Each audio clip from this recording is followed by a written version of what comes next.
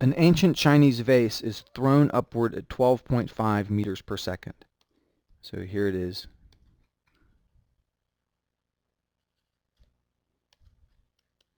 No doubt very valuable here, and we're concerned about it. So the initial speed, V0, is 12.5 meters per second. And at some point here it's 6 meters above the ground. So we're going to have 0 and 6 meters. So up is positive.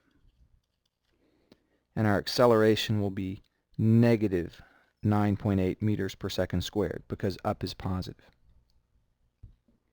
I also know that the initial position, y0, is 0 meters, and the final position is 6 meters.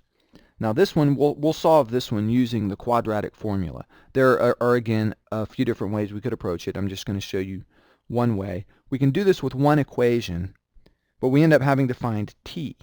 And we'll use this equation, the equation for height, because we know some information about the height.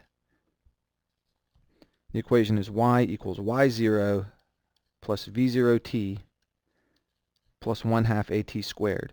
Now let's think about our given information. We know a, we know 1/2, we know v0, that's our 12.5, and we know it starts at 0 and ends at 6. So you can see in this equation we know everything except t. We should be able to find t. The difficulty comes in the fact that t shows up twice here, and one of the times it's squared. And that's going to make it a little bit more difficult. But you'll get a little bit of practice in how to use the quadratic formula in a situation like this. Let's plug in the given information. Y right here is 6 meters, and that equals y0, which is 0. I'm not even going to write that. It just becomes 0. That's plus v0t, which is 12.5 meters per second times t, plus 1/2 at squared. So it's 1/2 times negative 9.8 meters per second squared times t squared. Now, let's rearrange these terms algebraically. There are three terms, the 6 meters here, the 12.5 meters per second times t, and the 1/2 negative 9.8 meters per second squared times t squared. Okay, so these three terms. We're going to put them all on one side of the equal sign and 0 on the other side. This term is negative. If I bring it over here to the left side of the equal sign, it will become positive. So I'm going to write 1/2 times 9.8 meters per second squared t squared, and you can see the sign change right there. This is now over here on the left side. If I take this term and move it over to the left, it will become negative. So I have minus 12.5 meters per second t plus 6 meters, and then on the right side I have 0. So now I've arranged my equation so I have the t squared term, the t term, and the constant term on the left, and equals 0. And I call the coefficient here of my t squared term, and the coefficient is that whole thing. I call that a, and the coefficient of the t term is b, and that is this, the negative, and don't forget that negative sign, negative 12.5 meters per second. And then what I call c is the 6 meters. So I'll just take note of that, a, and I'm going to go ahead and do this math. 1/2 times 9.8, a is 4.9, b is negative 12.5, and c is 6. We've already seen units work out in a quadratic equation like this, so it'd be good to write the units on here, but it does become very cumbersome to carry all those units all the way through, and I know that the units will work out to give me time in seconds, because I have meters per second squared there, and meters per second there, and meters there. My units are all consistent, and like I've said, we've seen them work out this way before.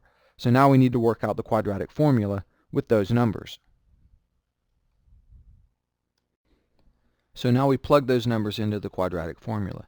T will equal negative b plus or minus the square root of b squared minus 4ac, all that over 2a. So let's put in the numbers. Negative b is going to be 12.5 because b was negative 12.5. So negative b is 12.5. Then we have plus or minus the square root of, and this is 12.5 squared minus 4 times A, which is 4.9, times C, which is 6. And all of this is over 2A, which is 2 times 4.9. So let's work this out. 12.5 plus or minus the square root of. Now I can take out my calculator and type in 12.5 squared minus 4 times 4.9 times 6. And that comes out to 38.65. And then all of this is over 2 times 4.9, which is 9.8. So I need to take the square root of 38.65, so I have 12.5 plus or minus, and the square root of that is 6.22, and all of that is divided by 9.8. So I'm going to have two answers. This plus or minus means I have to compute this twice, once with the plus sign and once with the minus sign. And when I do that, I say 12.5 plus 6.22, and then divide by 9.8, and I get 1.8 seconds. And then I have to do it again, 12.5 minus 6.22, and when I do that, I get 0.64 seconds. So I have two answers here, and it turns out both of these answers are meaningful in this case. Remember, this ancient Chinese vase was thrown into the air. So it's going up, it goes up, and it comes back down. And we were asked, at what time was it 6 meters above the starting point? And it turns out 6 meters above its starting point, it passes that point, the 6 meter mark, once on the way up and once on the way down. And that's what these two times are. The smaller time is obviously the first one. 0.64 seconds after it's released, it's reached that height, 6 meters. Then 1.8 seconds after it's released, it's at that height again, 6 meters, on the way back down.